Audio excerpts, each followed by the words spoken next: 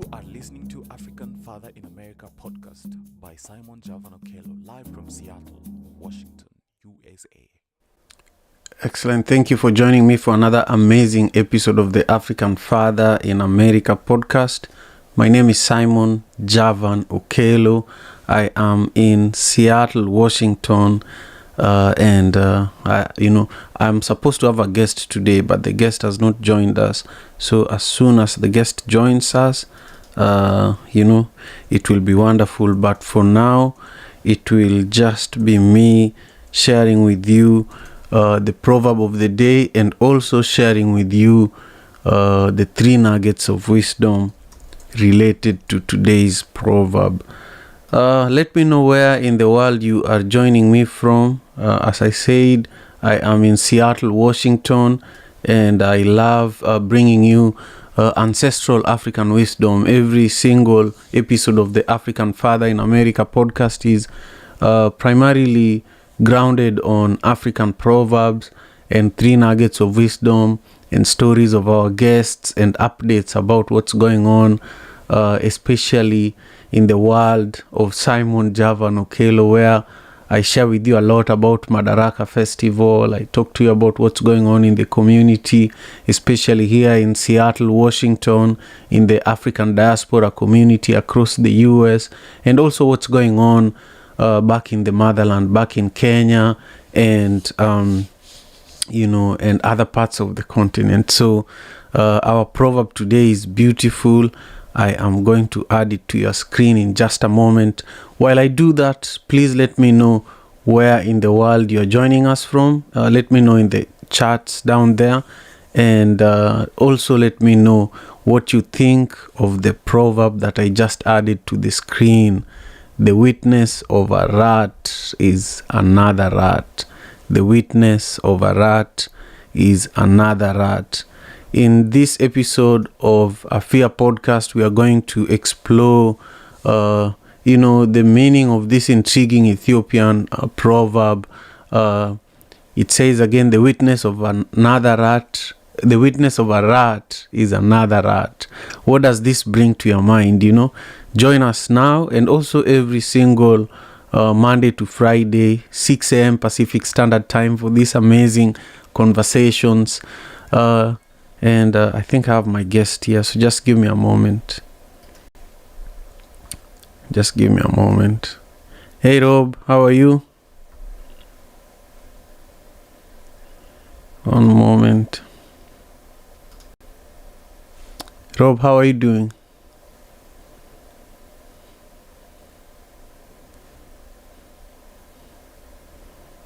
I see you. I think you're muted. So I will unmute you. Okay, hold on. There you go. How are you doing today, Rob? Hello. Can you hear me? I hear you very well. All right. Okay, I can hear you now. Yeah, thank you for making the time. Oh, of course. I'm so sorry I'm a few minutes late. Oh, no problem. I was just beginning the show, so you just made it on time. You're not late at all. So those who are meeting Rob for the first time, Rob, can you tell me the best way to pronounce your last name? I just want to make sure I'm pronouncing it correctly. Yeah, Eshman. Rhymes with freshman. Perfect. So Rob Eshman is an incredible writer, scholar, filmmaker, and educator, and is based in Chicago, and is also associate professor of social work and a member of the Data Science Institute at Columbia University. Welcome to the AFIAPodcast, African Father in America podcast. How are you doing today? Just briefly say hello before we begin the rest of the show. Hello. I'm doing well today. Thank you so much for having me. I'm excited to have a conversation with you. Excellent. Wonderful. I can't wait to, go deeper into your story in a moment here. But for now, I want us to start the conversation with an amazing African proverb. This is from Ethiopia. It says that the witness of a rat is another rat. The witness of a rat is another rat. So I'm going to share a few nuggets of wisdom in regards to this proverb. And then, Rob, I'm going to ask you what you think it means to you. And then from there, we are going to jump into other parts of our conversation today. I see quite a few people have joined us on YouTube. Make sure you subscribe to the channel and also push the bell button, the notification, so that when we are live next time, you can also catch the AFIAPodcast conversation. But most importantly, make sure you comment with your own thoughts on our conversation with Rob today. Now, the first nugget of wisdom in relation to this proverb that says that the witness of a rat is another rat. This proverb is advising us that we should embrace the value of relatable witnesses. Those who've worked and walked alongside us know us the most. And so their voices and what they think about us is very, very important. And then number 2, credibility in kinship. This Ethiopian proverb is reminding us that the people that are around you, they have the most power to tell the truth about you. And so you should seek endorsement not from people who are too far. A lot of the time, I do this sometime too. I'm on social media, building a network, but my wife and kids are right there. They see me every day. They see how I react to little things every day. And those are the people who really need to endorse you. Those are the people who know you very well, not the people on social media, not even your colleagues at work. So, your behavior within the circles of the people that you love the most is really critical. That's what this proverb is telling us. And then finally, our final nugget of wisdom says that, there are those friends and neighbors and community members who have seen you struggle, who you've gone to seek help from. And those are the people who can also stand up for you when you need it the most, And so this proverb is really, really encouraging us to look around us before we go too far.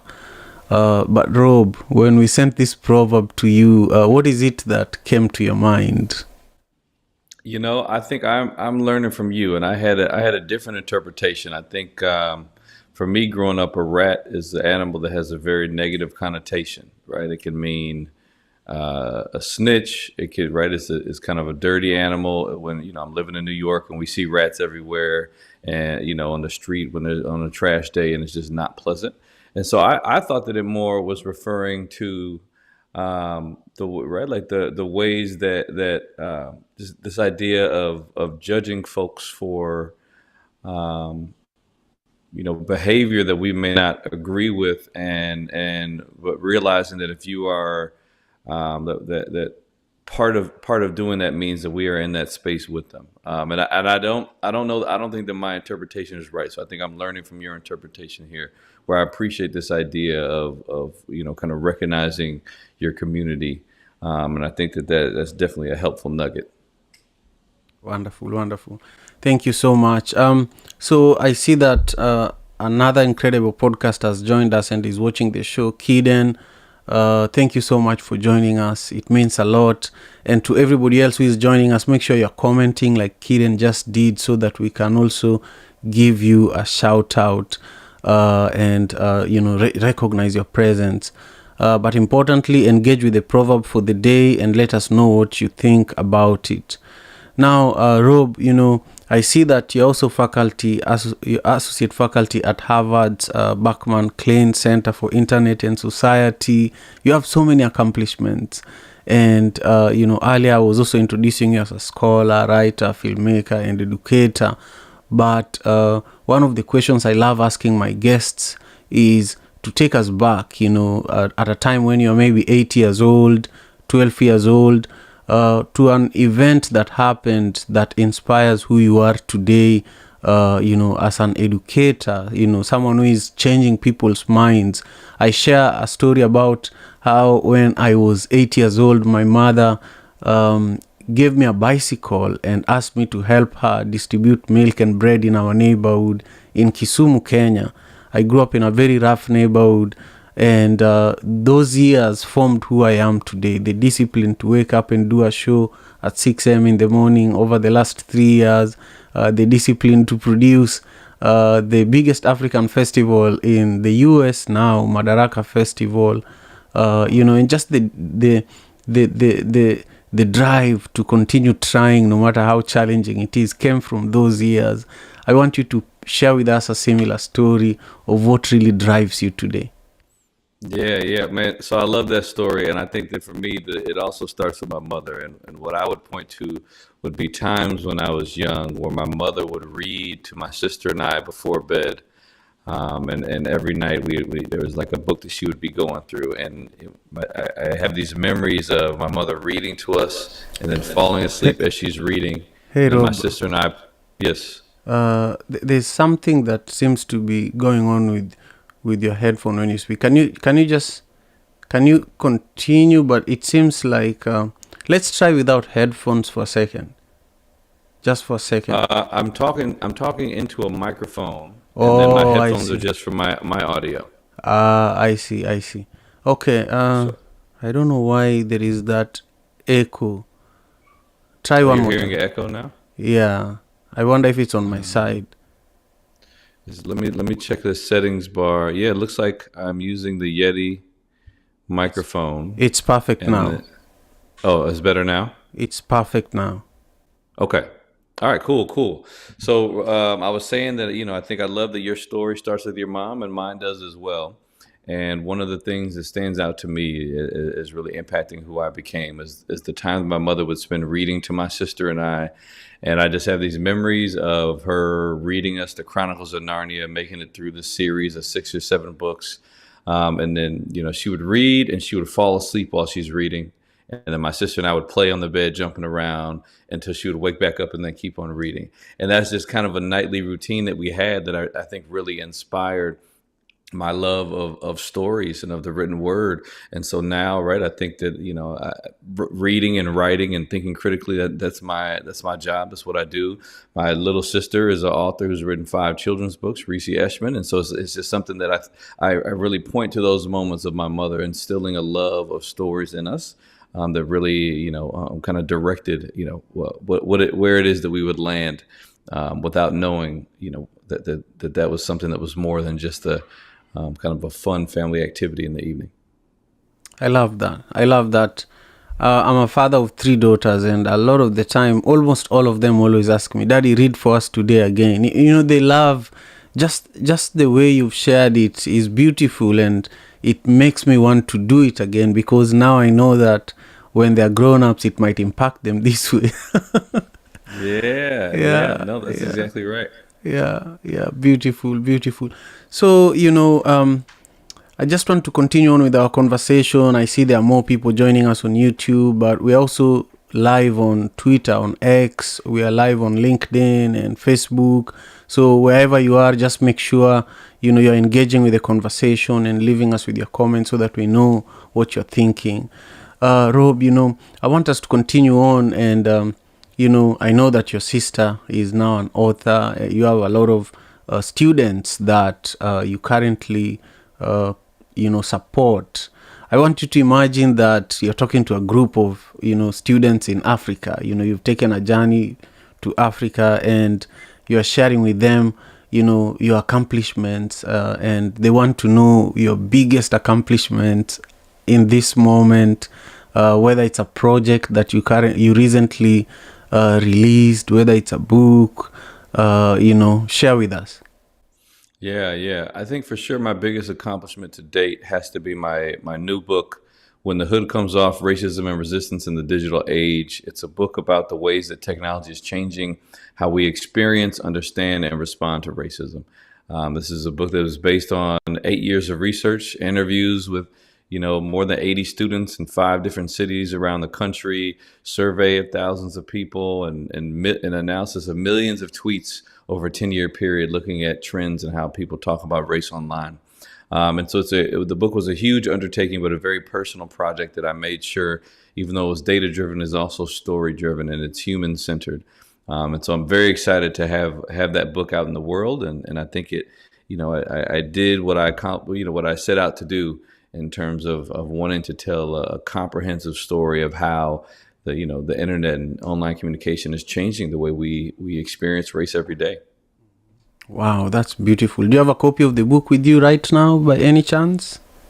I can go grab one from the other room. You want me to do that? Hold it Yeah, up? please. Yeah, please. And think about All right. the excerpt that you want to read for us from the book, and I'll engage our audience while you do that. I would love for you to show us the cover so that we kind of feel the book. You know, I wish I had a copy of it and I could read it before our show today. So I think we have to do number 2. You know, we have to do a second interview very, very soon. Go ahead and grab it. And yeah. Cool. Yeah. In the meantime, while Rob is grabbing the book, I just want you all to know that I deeply appreciate your presence, and I just want to share today's proverb from Ethiopia. The witness of a rat is another rat. You know, I would love for you to share in the comment what this proverb really means to you. You know, Rob shared with us what this proverb means for him, and I also shared what this proverb means for me. I shared it with you all in the beginning of the show today. So let me know what it means for you, and also let me know where in the world you are joining us from for today's episode of the AFIAPodcast. You know, I deeply appreciate it. If you haven't subscribed to the channel, this is also a good time for you to do that, so that, you know, that's one of the quickest ways you can support this incredible work that I am doing. Wonderful. Thank you, Rob, for, you know, taking the time to do that. Show us the book and read for us your favorite excerpt. Oh, I love it. Nice.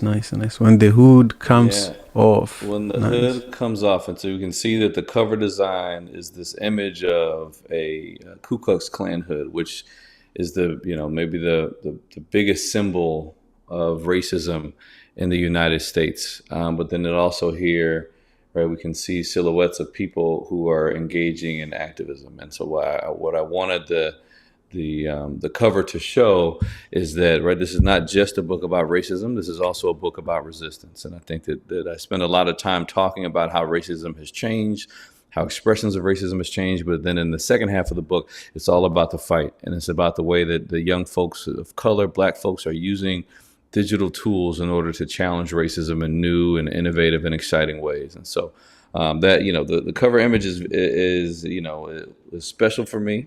And if you want me to read a piece, I think I'll start by talking through some of the book themes, which will explain even more kind of where I'm coming from with this image, if that's okay. That's totally fine. Right. I would love that. All right. The Ku Klux Klan, with its white hoods and burning crosses, might be the most recognizable symbol of racism in the United States. The Klan is responsible for thousands of lynchings, beatings, shootings, and burnings of individuals, churches, businesses, and homes. The height of Klan activity took place during the Reconstruction and Jim Crow eras, a time when law enforcement was loath to protect Black citizens from racist acts of terror. Still, Klan members chose to hide their faces behind those emblematic pointed white hoods. The hood was protective. It concealed the identities of the farmers, store owners, officers of the law, and clergy members who wore it, which kept them from being held responsible for the destruction of life and property orchestrated by Klan activity.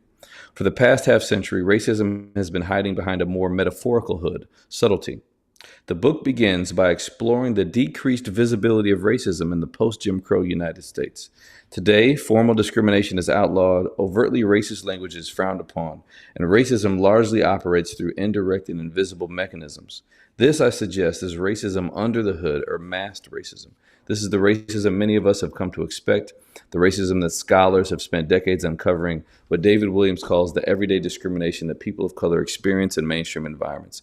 It involves microaggressions that may feel too minor to be reported to the HR, but have major impacts on the lives of people of color, from health and mental health to experiences in performance at work and in school. And I guess I'll stop there, right? So that's me talking about what it means to, right, what racism is under the hood. But the book is about when the hood comes off. So what happens when online racism loses its subtlety? when racism begins to show its face, when it's easier for people who may not have believed that racism was still a problem in society to recognize it, when they see racist comments online, when they see videos of racist violence being shared, and they have to then come to terms with the reality that the world is not what they thought that it was. And so the book is about racism becoming more visible through technology and how people respond to it, how it changes their worldviews, their mindsets, and the ways that they, may decide to get involved in the fight against racism. Wow, this is an important book, especially now. It's very, very timely. Especially now that also even AI. AI is I think AI is racist to a certain extent. Because you find that it even me sometimes AI does not recognize my accent. I remember sometime we have Alexa in the house, and if I ask Alexa to do something, I'm telling you it's a fight. But speak to since you published the book, I imagine that you've probably received some racist resistance against this book because racists don't like people, especially people of color, to be educated, to be aware, to know what's going on, and even the institutions that condone racism do not appreciate this kind of material, because there's a saying that if you want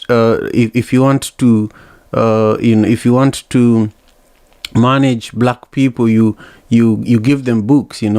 I think I can't remember this exact saying, but it says that if you want to hide something from a black man, yes, put it in a book.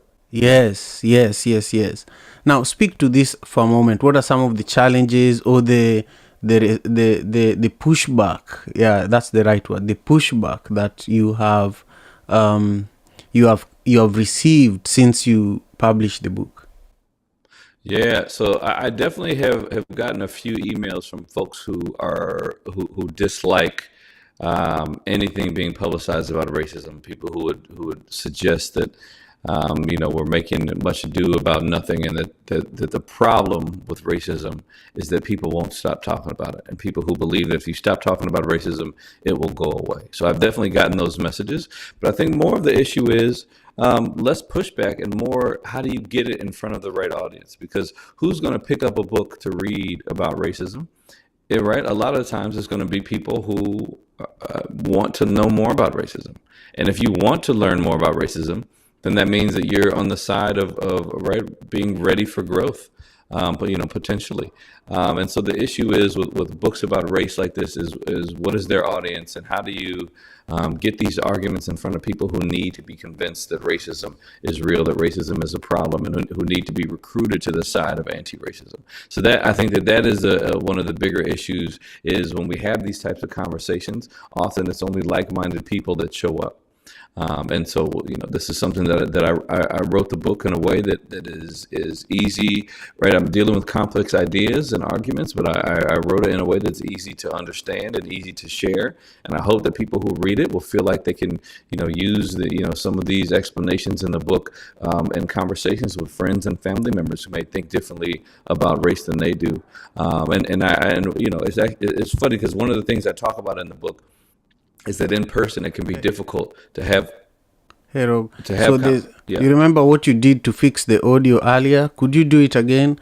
You said I didn't do anything. I think now where you are is perfect. For some reason earlier, okay, there is when there is a loose wire and you're talking and that sound? Okay. Yeah. Okay, I'm looking at the wires. It's here. Perfect sure now. Now it's perfect. Okay, cool. All right, I'm glad we're back. Yeah. So carry on. You are saying you spoke about getting the book to the right audience. Carry on. Yeah, and I'll say that one of the things I talk about in the book is that how difficult it is to find spaces to talk about race and racism in face-to-face settings. And I have an example of a student that I interviewed, a student of color who used some slang on a college campus, and a white student didn't like that he used slang and said something to him about it. And his response was to want to challenge this idea that slang is not welcome on campus. But the white student just walked away and wasn't willing to stay in that space to have this conversation. And so what this student of color did is he made a post about the incident and put it on social media. And then that led to hundreds of comments and a week-long conversation of people discussing race and slang and belonging and microaggressions on a college campus. And so I think that this is one of the things that we find in the book is that while many people find that there are barriers to talking about race, to challenging racism in face-to-face settings, they feel more comfortable and more empowered doing so online, where you have easier access to a community who, they may not be there with you in the moment when an incident is happening, but they can be there with you, digitally and support and help you process those types of incidents. I love that. Now, share with us how, anybody who is listening or watching the podcast episode today can get a copy of the book. Where can somebody go either to get a copy or to learn a little more about the book? And then share with us how everyone who is joining us for the show can also stay connected with you. Yeah, of course. So, the book is available on Amazon. You can order it online at Barnes & Nobles. If you want to support your local bookstores, and it's not on the shelves, you can ask them to order it and they'll be able to order it for you. So really you can get this book wherever books are sold. And then, you can stay in touch with me on Twitter at Rob Eshman, on Instagram at rob.eshman, and then on my website, robeshman.com. Beautiful. Thank you so much. We just have a few minutes before we wrap up our time together today, Rob. Is there anything I did not ask you that you want to speak about? I think that for me, the biggest thing that I want to leave people with is that, right, I think that we are in a moment where we are challenging the status quo, that the norm has been for the past, decades, that race and racism cannot be talked about in mainstream spaces. It's limited to our spaces, as activist spaces, educator spaces where Black folks and folks of color feel comfortable. And technology is really changing that. And I think when we see some of these policies that are being proposed and implemented around the country to ban race education in schools, that this comes from a fear of what we've been doing in raising the national consciousness. So there we've seen dramatic increases in the ways that different anti-racist terms are being used and discussions are being had on social media. And I want to encourage folks to know that is making a difference and that is scaring the opposition, but also that online organizing and activism is not enough. And we have to find ways to take that momentum that we build in online spaces and use it to drive in-person organizing and activist work, and fighting for specific policy changes. I love that. Our conversation drew a lot of comments, and I want to just read some of them and give a few people shout outs before we wrap up our conversation here today. Kiden is saying here, greeting Simon and AFIAPodcast family, and says great insights, and also says that she loves that the book is data driven, but also storytelling driven. I love that.